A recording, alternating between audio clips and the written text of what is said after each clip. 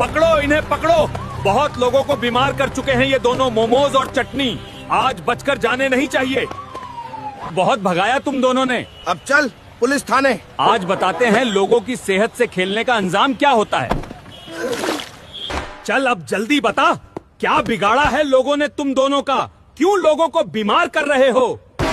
नहीं इंस्पेक्टर साहब, हम किसी को बीमार नहीं करते। हम तो बस लोगों को चटपटा स्वाद देते हैं। हाँ सर, हमने कभी किसी की सेहत से नहीं खेला। लोग तो हमें बहुत पसंद करते हैं, हम भला उन्हें बीमार क्यों करेंगे सर?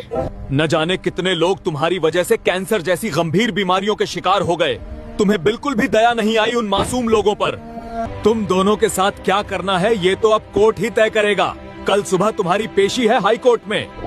दोस्तों प्लीज हमारी मदद करो। आप तो जानते हैं कि हम मासूम हैं। प्लीज इस वीडियो को लाइक और मुझे फॉलो करके कमेंट में लिखो जस्टिस फॉर मोमोज।